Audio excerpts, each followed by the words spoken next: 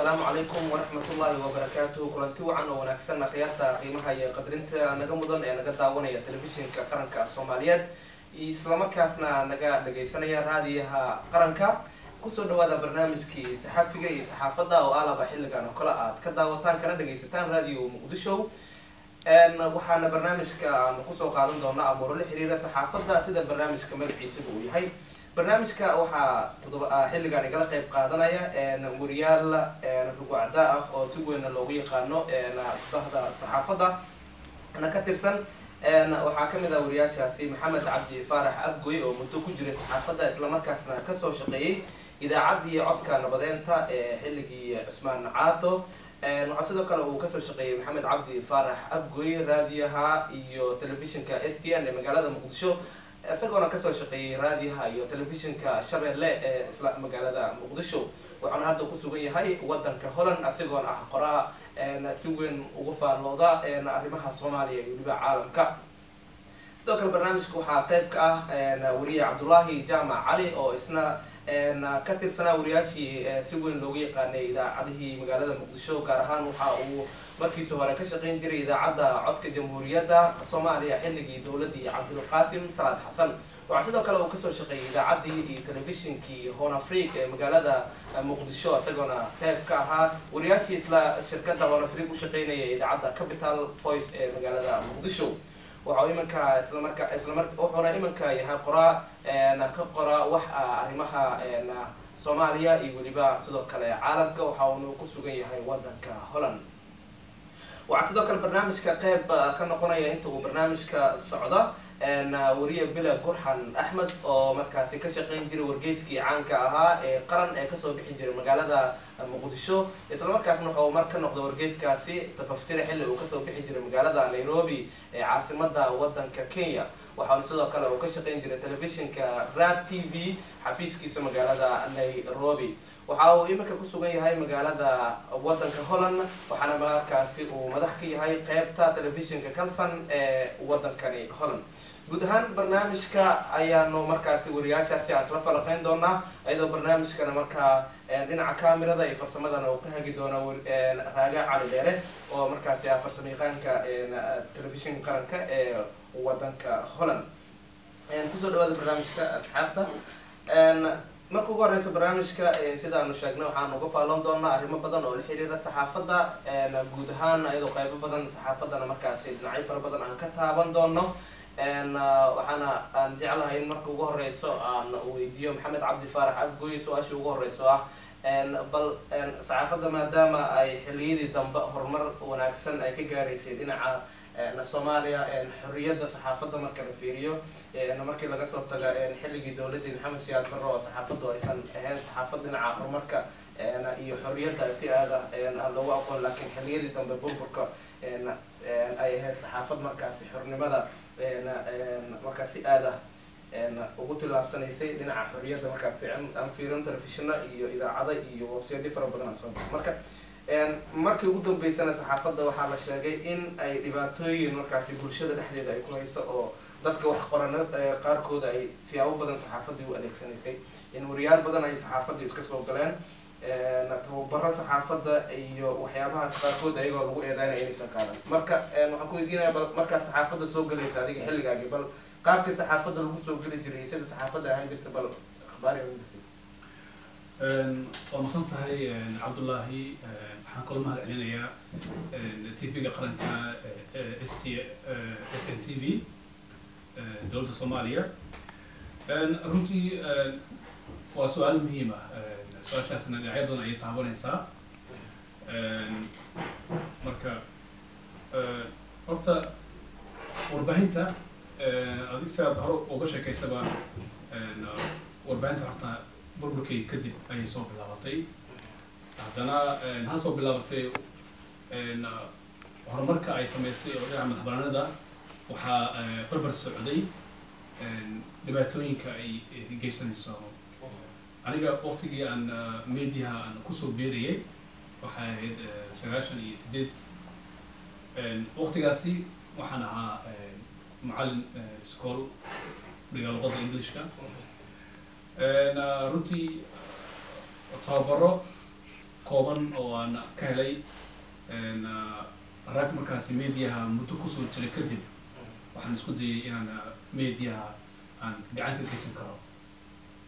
dhinaca wararka sameyntooda gaar ahaan waaxda dhinaca arrimaha dibadda markaasi waxaan shaqada ku bilaabay raadihii la oran jiray codka nabadeynta oo waagii hoggaanka kooxda waddanka ay ka jireen runtii halganeer kadib tababaro badan oo aan media ka helay runtina waxaa muhiima marka hore qofka marka media uu ku biiriyo ama saxaafadda ama warbaahinta uu ku biiriyo in aqoon ahaan basically uu dhisan yahay oo at least uu yahay qof dugsi sare ka soo baxay taa marka luqadahana wax ka yaqaan taa marka waxay saacidaysaa in qofka markaasi uu warbaahinta wax ka fahmi karo haddii tababar u helan tababarkaasi uu ka faa'iidaysan karo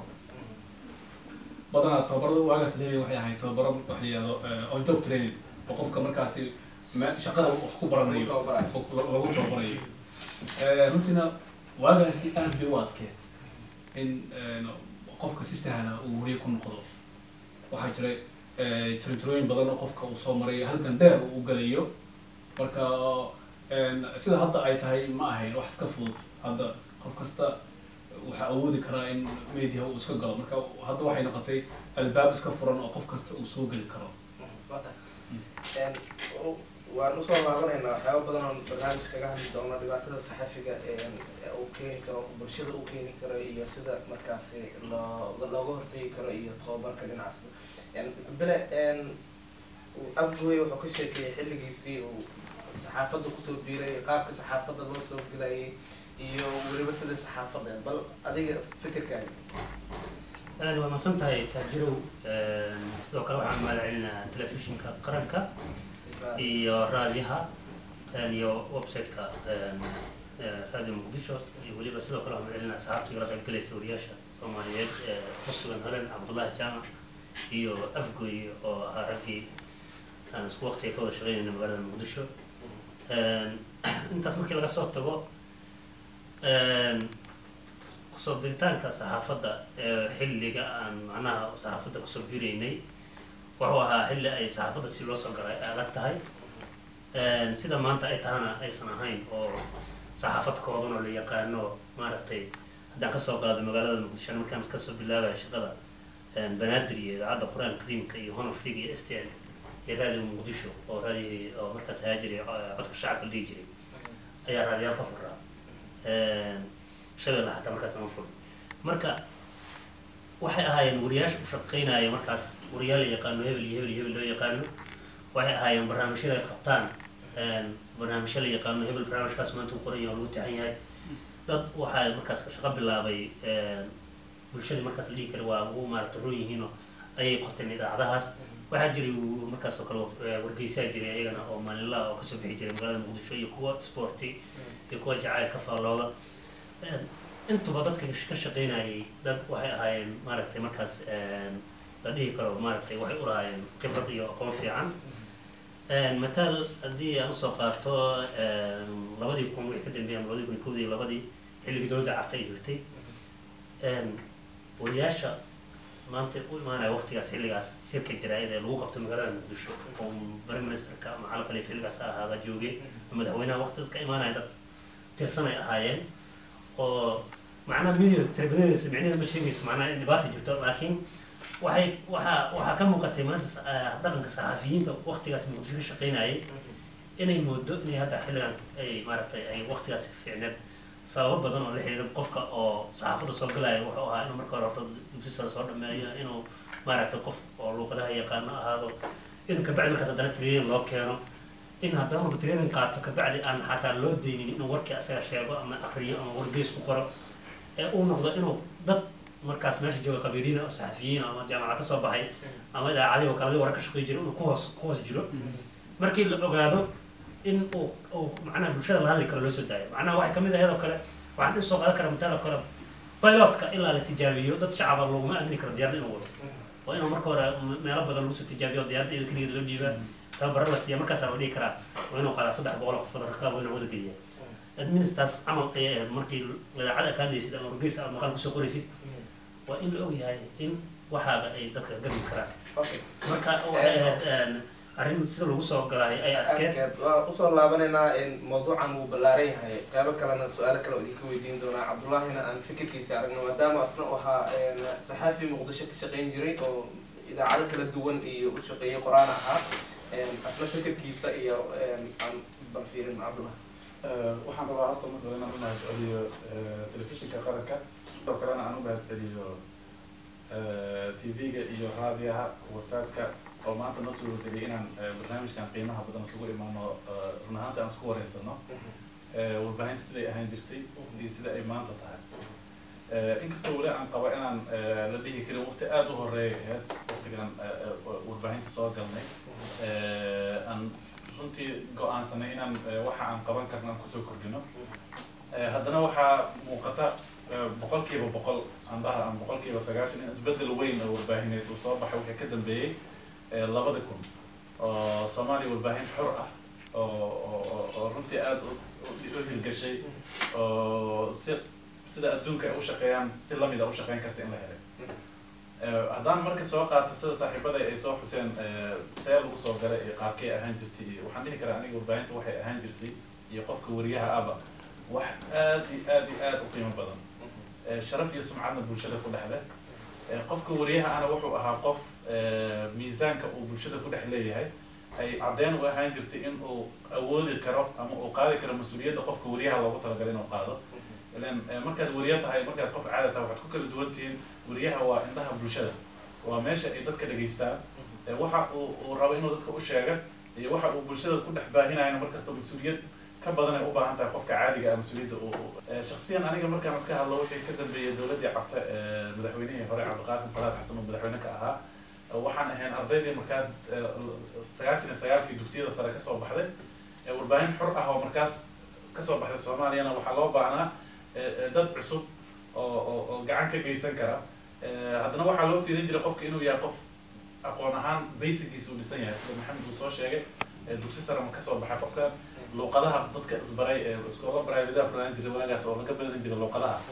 ma yahay qof luqadahaas hadii loo baahdo wararka adduunka jimri wax turjumi kara taas marka waxay fursad noo siisay inaan helno inaan ku biirno warbaahinta ma ahayn marka inaan meesha wariyo ku noqono isla markiiba wadda dheer oo aad u dhib badan oo dhowr mar aad ku fikiraysid inaad iska joojiso wada karin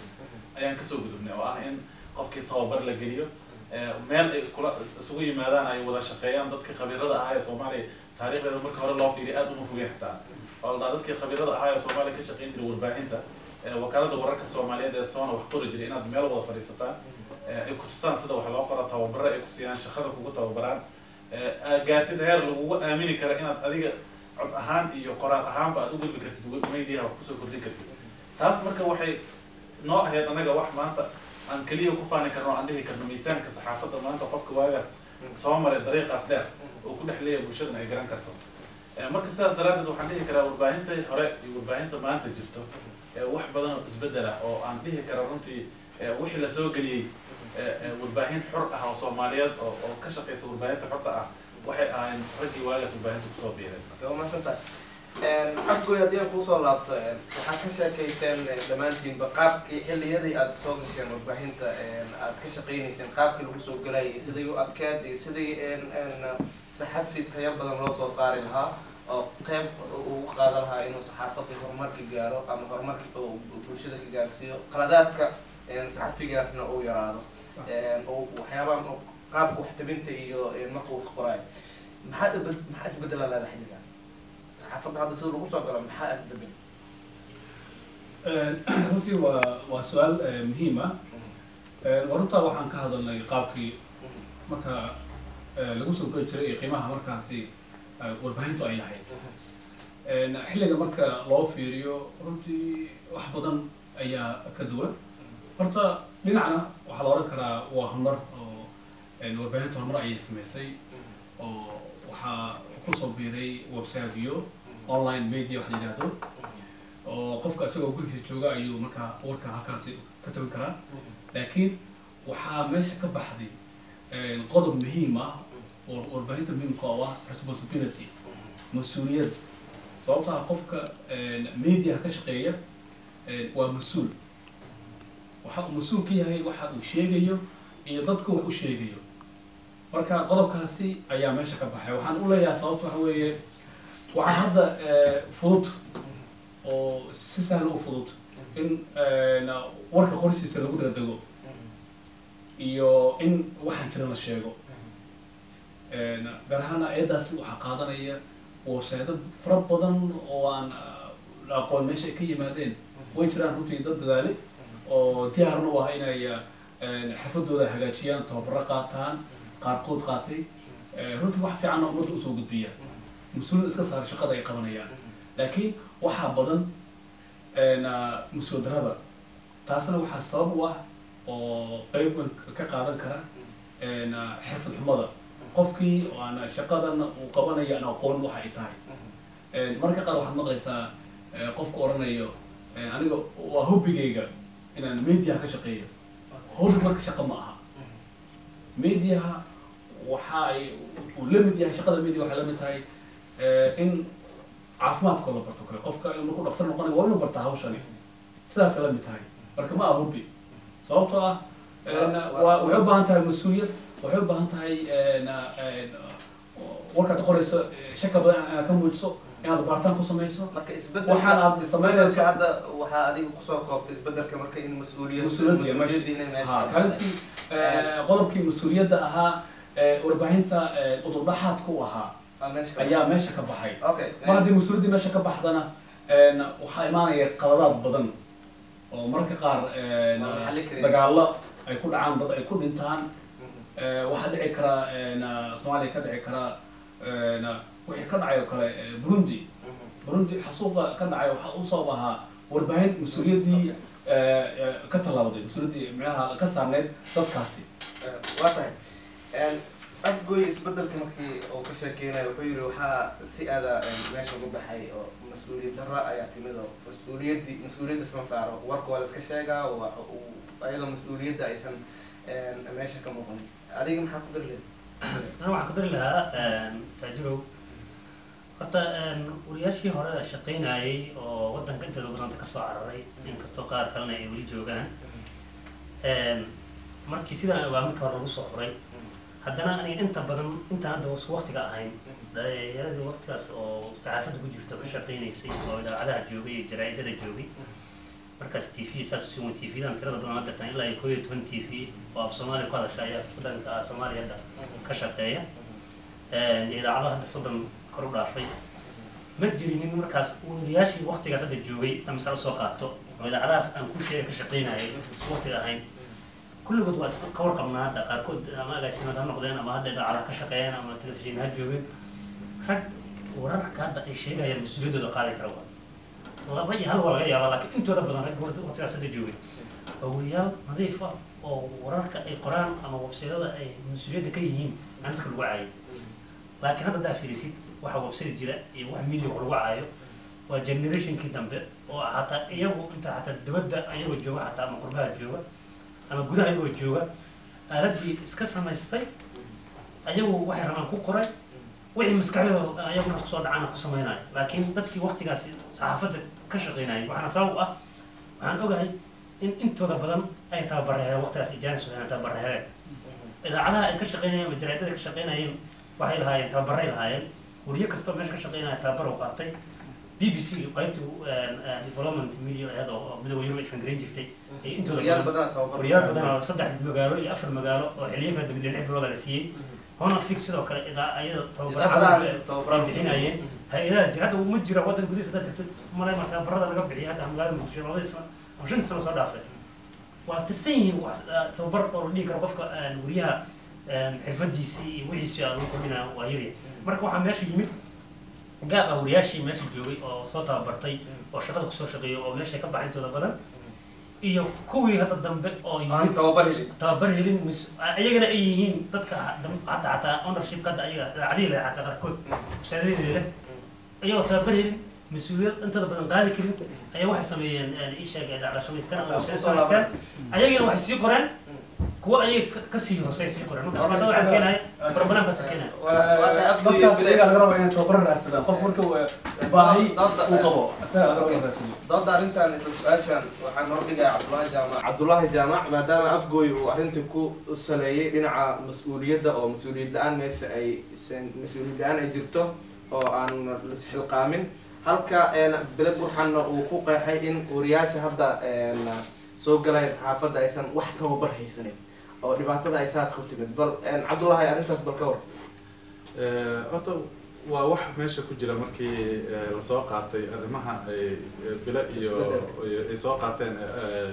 maxamed in mas-uuliyad darra iyo in tababaro aysan jirin waa wax meesha yaallo laakiin saaxiibada aniga hal mid kale oo aan ugu duwanahaa jirta oo ah inaan marnaba aanan la xaqirin oo la sheego warbaahinta Soomaaliyeed maanta inay taagan tahay meel ay soo horumartay waqti bila soo qaatay 12 TV oo Soomaali ay leedahay oo hawada ku jirta Muqdisho hadda markaan arkay sawirada laga soo qaado meelaha warbaahinta ay wararka u tagaan waxa aad aan la yaabaa inta kaamira taagana meesha sawiraysa oo live ah camera video television u shaqeynaysa iyo gobolada dalka meel kasta waqtiga anaga joognay waxa aad u la yaabi jiray in hal ama laba la arki jiray ama qof dad ajnabi ah TV ajnabi ah oo imaaday inay kaamirooyin waxa soo taan kuwa sawirka iska badaa taariikhdii hore xataa hadda waxyaabo sawirro badan iyo hal qof aad arkaysa waxa sidaas u badneen taas marka waxay muujinaysaa dhinaca qalabka iyo dhinaca warbaahinta horumarkeeda inay aad u liidatay laakiin dhinaca kale aan aad u haysano fursad u helnay in taas ay adkeynaysa in qofka uu wariye iska noqdo ama qofka uu qalab warbaahineed inta iska helo wuxuu rabo sameyn karo marka waxaad ku qasbaneed inaad hoos martid ama dhex gashid halka idaacad ama halka TV ama halka waxa markaas la haystay oo ay isugu imaadeen ama ay joogeen inta wariyaal ee khibrad lahayd oo meesha ka shaqeyn jirtay inaad hoos tagtid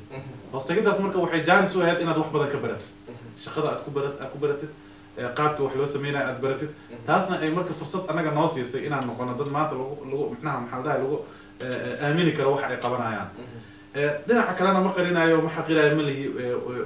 waxa badan markasta waxay keenaan khasaaro badan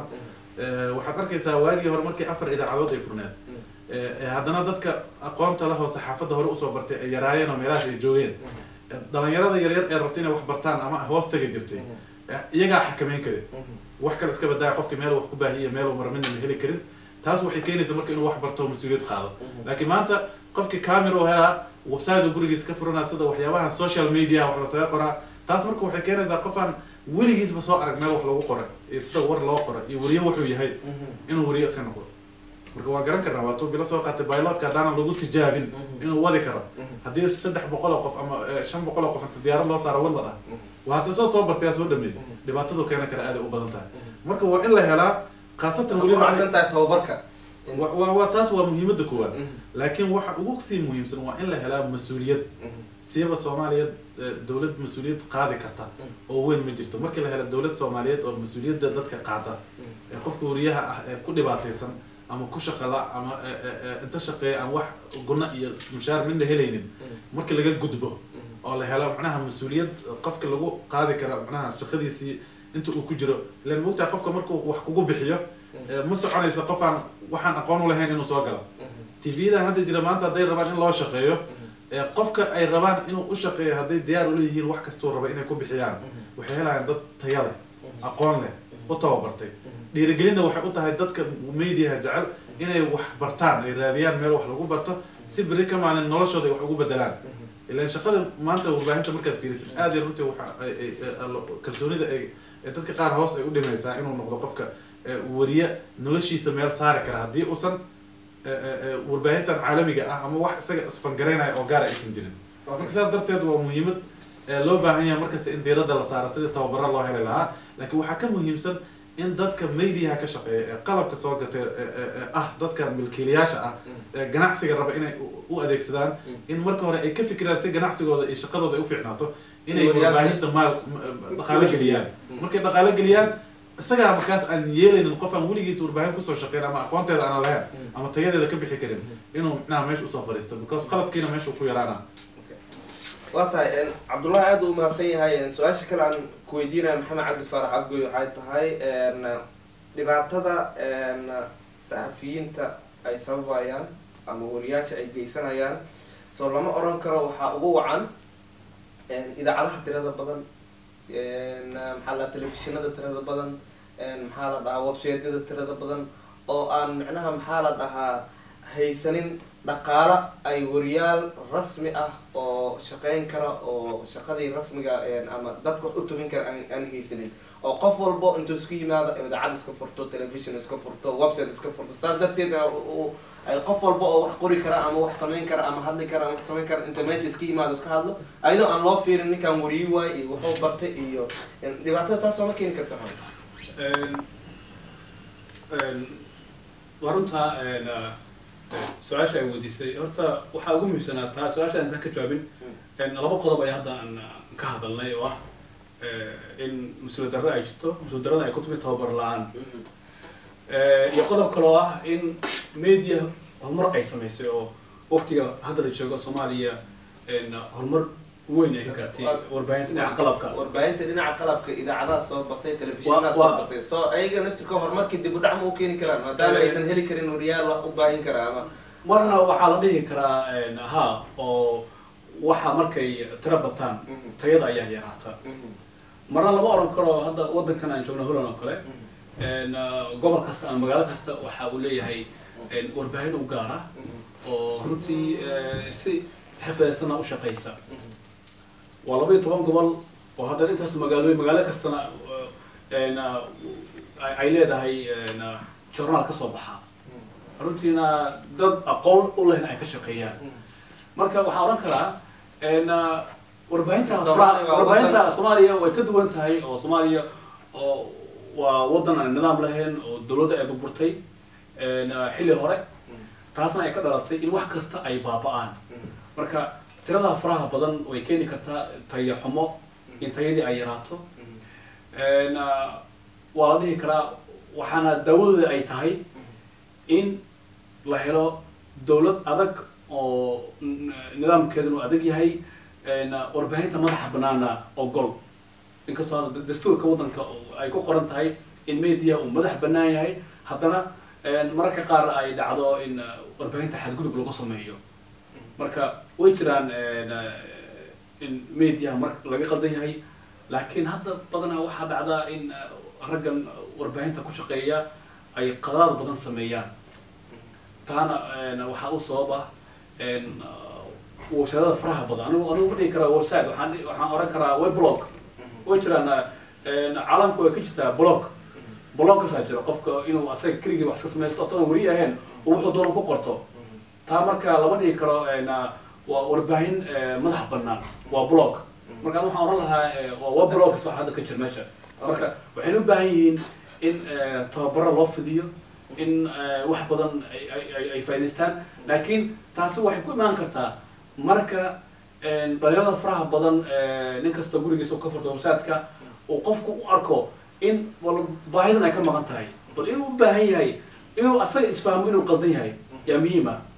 markaas ayaa qofka uu raadsan karaa meesha uu wax ka baran karo ciddu wax ka faa'iidaysan karo ciddu wax ka korsan karo iyo meesha tababar ka heli lahay laakiin saxaafadii jecel yahay waa inuu horumar sameeyaa saxaafadu uu jeclaan karaa laakiin waa inuu raadsadaa meeshii waxaan uu ka baran lahaa inuu raadsado weeyaan waa run horta midiyaha Soomaaliyeed dadka aad u badan yahay waana wax fiican laakiin hal dabeecada Soomaalida dhan ay leedahay jirta maanta hadii la yiraahdo kabaha ayaa maaragtay suuq leh dadka dhan wax isku dayaan inay kaba soo wada gataan marka waa wax la yaab leh in Soomaalidu hadii hal telefishin ka furo inay sanad gudaheeda 30 telefishin ay wada soo gasho 11 TV ayaan halkan aan ku hayaa oo hawada ku jira oo Soomaali ah haddii maanta qof isweydiiyo bulshada kamid ah isiraada ma jira hal program oo maanta Soomaalidu 10 milyan ama geeska Afrika wax ku nool 20 milyan kama yara ama 15 milyan 5 milyan kaliya program ila socoto oo macnaha liiga lagu tashado aw TV keeni kara ama TV sameeyay ma jiro kaliya waxay moodaa inay maalgeliyaan oo ay ku fakaraan kaliya airtime-ka hawada kaliya in la kariyo laakiin aan san lacag ku bixinin in wariyaal tayale ay qortaan lacagna ku bixiyaan programada ka gadmi kara ama maaragtay documentariyo maaragtay ummadda wuxuu tiraaya ama aqoon ha ahaato ama ha ahaato caafimaad ha ahaato ama baaritaan ha ahaato wax kasta ha ahaato waxaa ugu wacan marka hore oo tv-ga la samaysanayo ayaa waxaan qorshaba loo samaynba waxaa loo samaynaa kaliya hebela tv furtay wuxuu ka helo ma yaqaano dhowr xayeysiina la gelinaa wadaaddaa lasoo fadhiisinaa intaas kaliya moodaa qiimihiis kaliya tv-ga warbaahinta inay taaba kan idaacad furta waa lamid 30 idaacadooda xamar ka furan gobolada intaas oo kale goboladaba ka wadaranba marka idaacadahaas oo dhan waa iska macnaha dadka idaacadana waa fiican yihiin macnaha dadka samaystay way fiican yihiin oo macnaha laakiin waxaa la rabaa waxa ka fiican 30 idaacadood meesha ka furan tahay 8 idaacadood ama 6 idaacadood oo tayo leh oo dadka xataa ownershipka inay hal idaacad iskugu tagaan dhowr qofood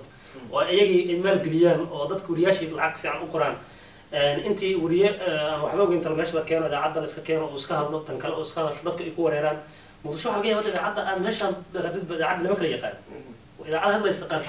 qaarkood markaan aan weydiiyo waxay leeyihin muqdisho idaacadda aan ii saaran hadda ma aqaano wariyaha kaalna ma waa iska dhegeysanaa mana soo gashaa maane lama kala yaqaano tviyadii idaacadihii kale ay noqdeen ayaga laftooda waa qofku waa iska fiir waa macnaha waa iskaga aadaadina maane wax uga xisaabtamo maanta uu dhahayo barogaraamka inta fiirsatid caawa isku dhaafi daawo oo barogaraamkaas caawa soo gelaya oo macnaha ummadda dhan is uga taagantaa ma jirto marka anigu waxaan kula talin lahaa dadka iskale idaacadaha iyo tviyada iskale anagu wariyaalaan nahay wax badan soo shaqaynayay waa rabnaa tvyadanada iyo mediaanaga inuu quality yeesho marka dadka laftigooda wariyaasha inta la tashtaan inay yidhahdaan war haddii tv-ga kaliya loo qoro 5 ama 10 qofood oo macnaha oo program soo saari karta waaqa tv-yada adduunka jirto la yidhahdo annagu aan naqaana xataa kuwa ajnabi aan naqaana war programkooda oo nimanka khatar soo wadaane hala fiirsado soomaalida waa samayn kartaa aqoon ay leeyihiin wax kastay samayn karaan laakiin waxaa la rabaa wixii in tayo loo yeelo wariyihii lacag la geliyo laga qayb qaato sidoo asaga wax ku baran lahaa hadduu maanta beri ka maalin uu maarata wax soo saaro aan xataa cagta la saarin oo la yidhahdo qofkan dad wax arkay wariyaasha qaar cagta saara oo dhahaya ninkan anagu tv-gana iskala uga magacawan yahay war wariyahan magaca waa yeelan karaa waxna waa soo saari karaa laakiin adiga ku talagal midiyaga soo soco lahaa marka tan kaliya loo baahan waxa wariyaashana in tababar siiyo media dadka iskalena ay ku dadaalaan in quality mediahooda uu yeesho oo kaliya aysan uga tashan kaliya hawada ku jira bis kaliya ee uga tashane in media quality ay haystaan waxaan ku darlaa in yaraan ku darlaa waxaa kaloo la yaab leh oo tvda badan aan ka arkay qof baa wuxuu kusoo gelayaa wadaad yahay oo kale wacdi ka jeediya ama wax kale ka akriyo ama isagoo fanaana soo gelaya beri waxaad arkaysaa ninkii shalay haysaya ama wacdiga akrinaya meesha fadhiya warka akrinaya marka waxaad dareemaysaa wixii inay iska iyo wax iska furan qofkii uu markiiba iska soo gelayo marka taana waa dhaliisha ay leeyihiin tviyada kulligood waxaad moodaa in hal war ay wada qaataan ma jiro tv waxaas u gaara ama wax isaga lagu yaqaano marka waxaad moodaa in ay meesha ay ka jirto tartan isku dayasho ah midda kaloo hadda xataa ku dari lahaan ku iloobay de waxaa jira media waa wariyaal waxaa jira ilaa kontomiyadii soo shaqeynaya soomaaliya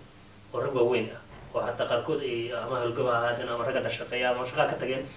ma jiro tviyada waxaa arkaysaa dadka oo madaxda ka ah ama dadka wadaahay inay yihiin dad oo macnaha aan qaarkood saxaafadii ehel u ahayn wariyaal badanaa jira oo idaacadaha ka shaqeynaya tv kasoo shaqey jiray sumcad leh oo darbiya iska fadhiya kuwa waxaa la keensanaa oo macnaha qofka aan dadkaba aan wax usoo sheegi karin ama wax ka gadi karin marka waxaa muhiimsan wariyaashii rugcadaagaha la keeno kuwa kale ma la erimariyeyno oo dadka dhalinyarada oo kale waa loo baahan yahay laakiin waxaa la rabaa in shaqadan qofka wadi kara oo programka wadi kara oo tv-ga wadi kara inuu ninka tv iskala u xusho oo shaqada u daayo waa tahay weli waxaad nagala socotaan telefishinka qaranka soomaaliyeed SN TV iyo weliba radio muqdisho aan usoo leexda cabdullaahi jaamac cali oo asna barnaamijka qayb ka ah cabdullaahi waxaa laga sheekeeyey dhibaatada wariyaha ay ku qabaan bulshada iyo inuu tababar qofka haysan taasina waxaa ugu wacan baan isleenahay in maadaama saxaafadii ay badatay oo tviyadii ay bateen idaacadihii ay bateen warshadadii ay bateen oo qof walba oo wax qoro ama maxaa la yidhahdaa wax akrin karaba unto tv ama idaacad ama wargeys ama website iska yimaado wax iska qoro taasna dhibaato ay keento adiga is leedahay tviyadaas batay iyo idaacadahaas batay iyo websitadaas batay ugu wacan in wax walba iska noqdaan in wariye wax iska qoro dhibaato keento horta dabcan waa taan hore usoo sheegay wax kastoo bata dhib horta mar kasta dhibaata way dhacdaa qalad wuu dhacaa aan iraahdo shaqo markii la qabanayo qaladaad way dhacaan waxa markay bataan qaladaadka ka dhici karana way sii bataan waxa markay kooban yihiin oo yar yihiin qaladaadka ka dhici karana waa wax kooban oo bulshada dhan aan wada gaarayn waagii horena qaladaad way dhici jireen ma aha inuusan khalad oo dhan uusan jirin laakiin saan hore usoo qaatay markii aadan heli karin inaad website iska furatid markii aadan heli karin inaad camera soo galatid oo aad meel inta istaagtid waxana xarun warbaahineed oo filmo soo saarta aadan dhihi karin markii aadan idaacad anteena isla markii aadan taagan karin sida waqtigii annaga aan warbaahinta soo galaynay wixii 2009 iyo 90 aad ay u adkeed in idaacad la furto ama TV la furto marka taas waxay keeni jirtay inaan qofku uusan si degdeg ah meel uu ka soo baxa ama uu wax ku qoro ama uu ka hadlay aysan jirin sidaas daraaddeed marka waxay ahayd inuusan qofka wariye iska noqon karin qofkii raba inuu wariye noqdana waddo dheer uu soo mari jiray waa in idaacadaha 4 xabe ee jiray iyo wargeysada jiray wargeysada xamar ka soo baxa mid ka mid ah inaad waxaad soo qorto aad ku qortid waxaan dhici karin ahayd hadday dhacdana waxay qaadanaysay waqti aad u badan waa in wax qortid lagu arko diyaarisid muddo daba socotid aad isqarash galaysid la shaqaysid wax ka baratid asxaab la noqotid long term kadib marka waxaa gaari kartay in maalin un magacaada ama waxaa qortay ay kusoo baxaan qaarkoodna iyadoo intaas lagu soo jiray bay kusoo bixeen saas media awaara iyagoo fahamsan kusoo tababartay oo gaaray idaacadahana lamid ay ahaayeen saasay u adkeed marka taas waxay keeni jirtay marka cadaadiskaas iyo waqtigaas uusan helayna qofka uu soo maraayo inuu wax ku dhex barto inuu noqdo qof haddii uu qaldamaa inuu qaldamo ogaan karo markuu wax qoro oo ka shakisan waxaan inay sax yihiin oo ku dhaha war waxaan ila fiiriba taasna waxay keenaysaa marka wixii la wada fiiriyo because wixii lagu soo baraa ahayd markaad rabtid aad wax qortid intaa aadan waxaan baahin ama aadan meel gelin 2 iyo 3 iyo 4 mar iyo 5 mar fiiri taas marka waxay keenaysaa in lagula fiiriyo adiga aad fiirisid marka aad qalad inuu kaa dhaca aad iska ilaalisid haddaan usoo laabto marka waxaan soo waxaad soo batay marka waxaa kamid ah TV-dan batay warbaahintan badatay aniga shakhsiyan aadan ugu qanacsanahay in la gaaro because maanta waddankan hadda aan joogno inta idaacadda inta TV inta wax ka furan aqliga ma gari kara laakiin waxaa jira nidaam xakameeya dariiq loo soo maro maqaal maanta kamid ah qof uu soo qoray haddaad rabtid website ama meel lagu soo qoray xuquuq uu leeyahay qofkaas meel loo maro uu leeyahay qofkan macnaha waa in isaga naftigiisa lagu yaqaanaa waxaan inuu yahay qof wax samayn kara laakiin dhibaatadan haysataa waxay tahay wixiina waa bateen waxna xakameeya iyo si lagu kala celiyo wax maba jiro nidaam adag oo qofkii khalad sameeyo soo qaban karo oo cadaaladii marsiin karaa jirin cadaalad xooggan xataa ma jirto wixii lagu kala saari karaa taas marka waxay keentay oo haddana dhibaato kale weyn iyadoo sii jirta bulshadiina 80% waa shaqalaabayaal dhalinyarada da'da yareed ee soo baxday wax shaqo ma haystaan waxbarashada ma haystaan media wuxuu noqday wax si sahlan sida social media inbox gmail ah samaysanaysa ama website loo samaysanayo oo wuxuu rabo ugu qori karo marka laba arrin ay u noqotay meeshana xirfado ka samaysana oo hadda camaalaha istaaga dad ha caaya dad ha khaldo waxa sameeya meeshuu iska soo galaa si meesha loogu dhaxaqi bulshada usoo dhexgala because qofku waa inuu wax sameeyaa qofka baniaadamka qof ma jiro meel hooyadiisa marka laakiin aan kala saarno 3 qayb aniga shakhsiyan aan u kala saaraa qayb waa dadkii hore iyo kuwii kale ay soo tababareen isugu jiro oo yaqaana mas'uuliyadda waxa ay sameynayaan oo runtii aan aad ugu qanacsanahay maanta inaan soo gaarin 2099 qaybtaas inaan kusoo tababarto soo dhexgalay oo qof walba oo kamid ahaa groupkan uu ku faanayo maanta oo arkay inay yihiin wax wanaagsan la soo geliyay miisaanka maanta uu leeyahay oo xagga ka soo baxday qaybna waa qayb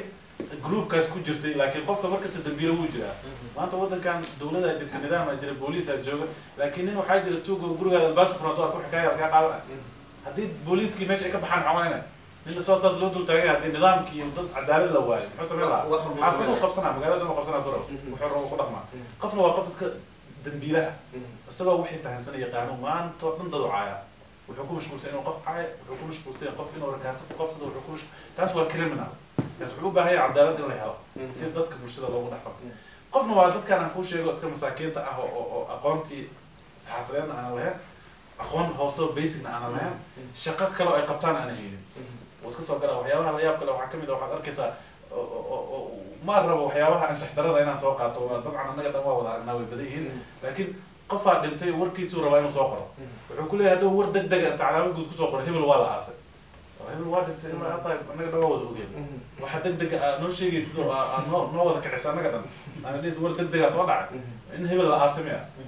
waxyaabo kale oo badan oo aan hadda inaan media marino xataa oo dadka ay dhagooda ku dhacaan fiicneen oo badan oo wada ognahay inay jiraan marka saas daraadeed aad iyo aad runtii Soomaaliya maanta warbaahinta ay fursad u heshay inay iyaga wax sameyn karaan way bateen laakiin dadka fursad furanaya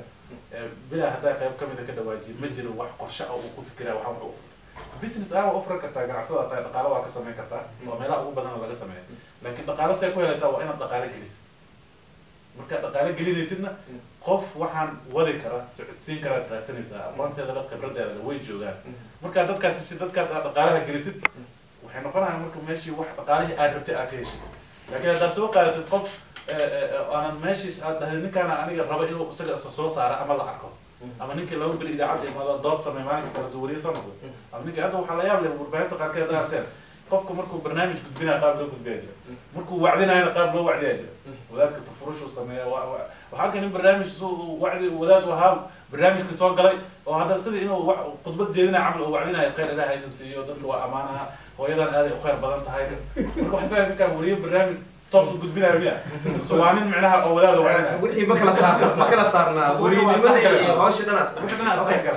waa tahay taasaa u baahan in la adkeeyo wax lagu kala saari karo waa maasta Cabdullaahi waxaan filayaa qodobo aad u muhiimsan inaan ka hadalnay oo saxaafadii si aad aan u falanqeynay arrimo badan aan ka hadalnay gabagabadii barnaamijkan oo ku jirnaa waxaan rabnaa markaan inaan aan u soo wacdo dhinaca Maxamed Cabdi Faarax Abguni idinkoo soo koobayo wariyaal khibrad lahaatiin waxbaad qortaan mar walba waxaad la socotaan idaacadihii telefishinadii website-yadii kulli waa la socotaan sida wax loo qoray faallooyin badan oo ka bixiseen maxaad is leedihiin idinkoo aragnimadiina kaashanaya talooyinkaa soo jeedinaysaan hal iyo laba soo koob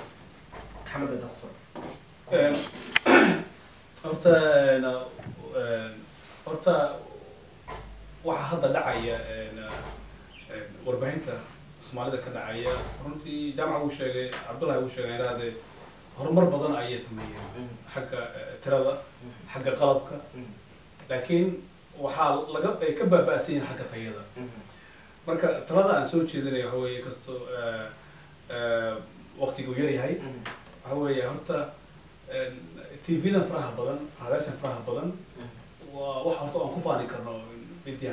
aan leenahay hadda waqtigan laakiin raggan TV-da furtay waxaa loo baahan yahay inay la tashadaan waxaa jiro rag khabiiro ah rag har jaamacadeed ah oo miidiyaha wax badan ka yaqaana qaarkood howlgab ah qaarkood hadda aan waxba haynin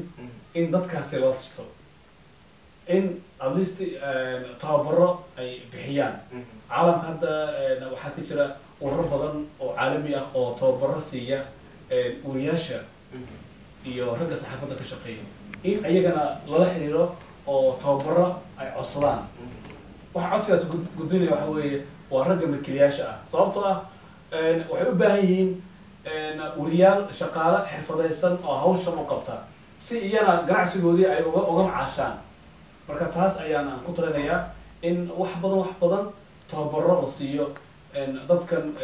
warbaahinta ku shaqeynaya sababtoo qof markuu tababarka helo waxaan uu ku shaqeynaya markuu barto waxaa badanaya mas-uuliyadda ka saaran hawshaas u qabanaya waa mahadsantahay Abdile waa mahadsantahay Taajiro barnaamijka gabagabo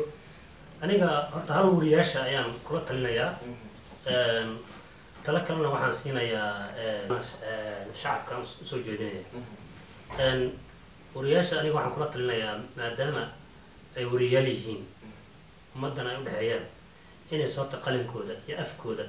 aysan horta ummadda Soomaaliyeed aysan dhib ugu geysan oo qof kasta oo wariyaa uusan qof Soomaali ah oo muslim ah uusan isagoo adeegsanaya midiyihiisa ama maarata awoodda uu leeyahay inuu dad wax gaarsiiyo inuusan qofkaas sumcadiisa wax ugu dhimin weliba xiliyadan dambe wariyaasha waxaa moodaa iska daa qof inay hadda wax u dhimaan waa gudbeen inuu sumcadda Soomaalinimada inuu wax u dhimaan xataa keenano ay yiraahdaan gabar Soomaaliyeed oo saan samaysay wiil Soomaaliyeed oo saan lagu sameeyay waxaas hadda ay bilaabeen haddii yihiin dad wariyaal oo wariyaal sax ay jiraan yihiinba inay horta qaranka Soomaaliyeed sumcadda Soomaaliyeed iyo shaqsiga soomaaliyeed haween iyo rag muddo hadaba inuu sorto qofkaas uusan ugu dhiman oo qalinkiisa ogaado maalin kamid inuu wax saartamaayo aakhira hadday ahaatay haddii adduunyaha ahaatay horta waliyaasha waxaan kula talinaa inay horta qofka shaksi ayagu horta ay maarata isku fiiriyaan oo yidhahdaan war adiga maanta war maxaa maanta ummadda soomaaliya u sheegaysid inaad qof islaameed oo muslim oo meel fadhiya inaad ku garaafaysid ummadda soomaaliya waxaa laga sheegaya in qof islaameed si sawira qalad loo qaadayo lasoo dhex dhigaayo dhibka uu leeyahay qofkaas sumcadiisa dhibaatada xataa mentali ahaan qofkaas loo gaarsiinayo oo maskaxdiisa ku dhacaysa adaa bari ka maalin maaratay sabab ah waliyaasha marka waxaan kula talinaa in sumcadda shaksiyad ee soomaaliyeed inay dhowraan sumcadda guud ee soomaalinimona ay dhowraan oo ay ku talagalaan midiyan waxaan ugeey dadka ay leeyihiin soomaaliya saan samaysay gabar soomaaliya sugu soo xataa sawiro waxaa la qaadaa oon soomaali ahayn oo litariyaan etoobiyaan oo gabdha soomaali laga dhigaa marka qofka wariyaha websiteka iskale ama idaacadda iskale ama meel un joogo warfaafineed inuu horta taas maaratay oo iskaga saaro milkiilayaasha waxaan kula talinayaa ayaga laftooda waxay u farteen idaacadahan ama tv-yadan waxa waaye waa business intooda badan waana caadi medium business waa loo furo karaa waxaa laga rabaa inay tayeeyaan idaacadaha iyo tv-yada iyo warbaahinta ay haystaan oo ay dadka soomaaliyeed ee dhegaysanaya ama xayeysiimaha u adeegsada ama shacab ahaan ula socda ama wax kasta ula socda inay ku talagalaan qarciyaan inay waxyaabo ay dadka maaragtay ay kusoo jiidan karaan inay sameeyaan iyagoo u maraya dadka xirfadda u leh waxaan shaqada u leh oo wariyaasha samayn kara lacagna ku bixinaya khibradna ku bixinaya tababarna ku bixinaya inay horta ka dhigaan isku dayaan xataa inay sameeyaan wax oo maarata ummadda dhihi karaan waxaan maanta tv-gaas aa lagu helo karaa oo aan hayn kaliya inay maaratay xayeysiimo kale qaataan ta shacabkana waxaan kula talinayaa shacabka soomaaliyeed inay ogaadaan oo midiyaha ama wariyaasha inay bulshada ay ku dhex jiraan oo ayaga kasoo dhex baxeen oo aysan ahayn dad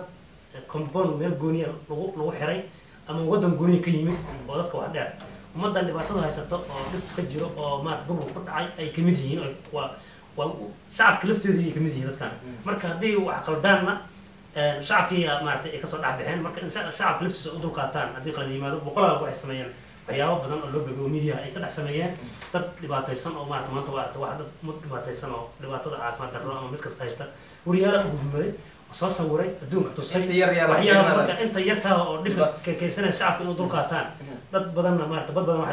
waxaa libada dhan hal malaaya qurmiyaa ligmuta marka shacabka laftooda inay wax kala reebtaan oo wariyaasha aysan wada garaafaysan iyo wariyaasha saanay sameeyaan dad dhibaatay ku hayaan wariyaal maa waxaan wixii qaldan ayagaa baharayaba biyuhu maarata waa mar dhow nadiif la kala noqonaa laakiin dulqaad shacabku inay sameeyaan intaasaan shacabka usoo jeedinaya waa mahadsantaha bile taladaada cabdullaahi jaamac barnaamijka gabgaba aniga taladeeda horta dhowr arrinaan soo qaadan lahaa oo arrinta oo igu muhiimsan dabcan maanta awood ama sharci copyright ama bahal qaab kale oo loo xakameeyo ma jirto waa in dadka wax loo sheegaa waxaa ugu badan hadda website-yada waxa qora inay waxyaaba aan anshaxa iyo diinta iyo qarannimada iyo bulshada iyo dhaqanka midna u wanaagsaneen ay soo qoraan iyagoo ay bilaabatay fikir ah inta aad qortid wax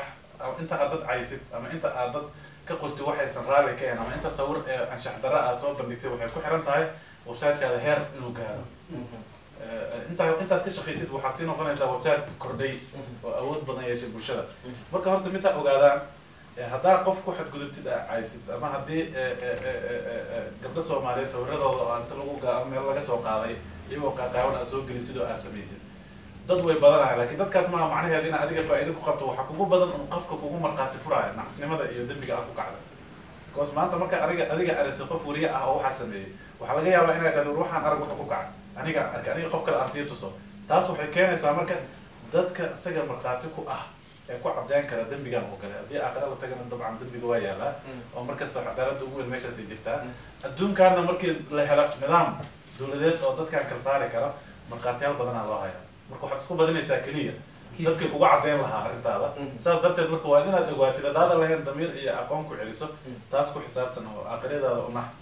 adduunyadaadana dabcan noqon qof nadiif ah taasna bulshada waa ugu adeegi kartaa markaas midda milkiilayaasha waxaan dhihi lahaa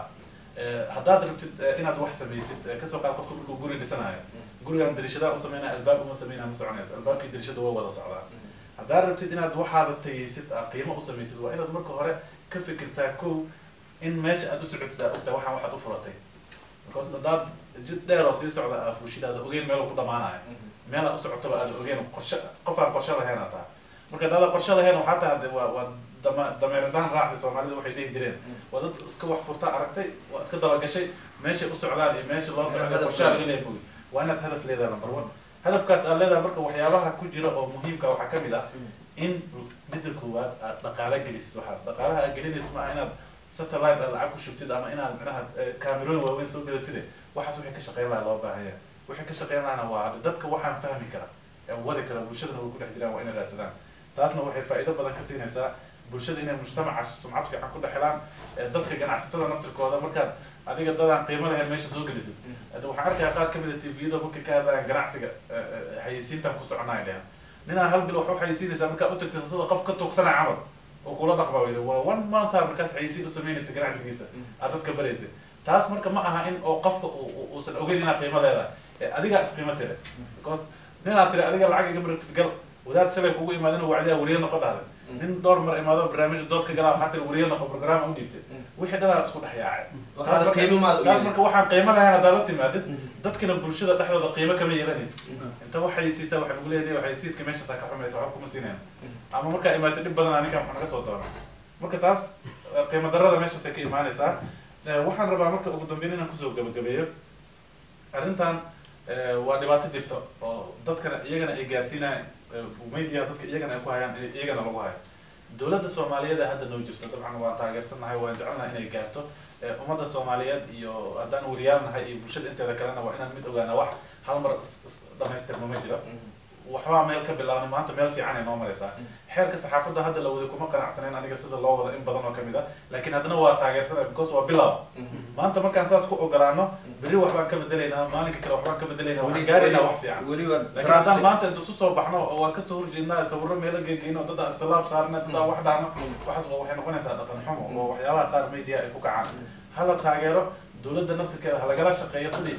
fikir in lagu kala duwaya waa arrin kale hala soo imaado wax lagu kala duwaya lasu sheego laakiin waa in ay jirtaa wax guud aan ka siman nidaam adag helno xeer saxaafadeed adagna markaas waa helaynaa taasna waxay keenaysaa copyright inuu bilaawdo qofka qiimihiisa inuu soo laabto la wada shaqeeyo marka saas waxay ku imaan kartaa marka warbaahin qiimo leh oo soomaaliyeed in la helo saas daraadeed waxaan leeyahay bulshada meel kastay joogaan ha ka wada shaqeeyaan sidii qofka isaga macnaha la shaqeeya ay isu fahmi lahaayeen ilaan dadka wada shaqeeya hadday dowlada yihiin iyo hadday nidaamyo yihiinba markaan la isfahmin markasta khaladaad ka dhici karaa oo iyaga waxa oo sabab u ah macnaha go-aan adiga inaad gaarta lagaa rabay haddaad samayn weysid dhibaatada dhici doonta adaa sababteeda qaadanaya aad iyo aad umahadsan tahay waad naga daawanayseen telefishinka qaranka soomaaliyeed islamarkaasna aad naga dhageysanayseen radio muqdisho barnaamijkii saxafiga iyo saxaafadda intaas ayaanu ku soo gabagabaynayna iyadoo barnaamijkan ay gala qayb galeen maxamed cabdi faarax abgooy cabdullaahi jaamac cali iyo bile gurxan axmed dhinaca kaamirada iyo farsamada waxaa barnaamijka inoo joogay raaga cali dheere intaan barnaamij midkaan lamid aan ku kulmayno sidaas iyo nabadgelyo wasalaamu calaykum waraxmatullaahi wabarakaatu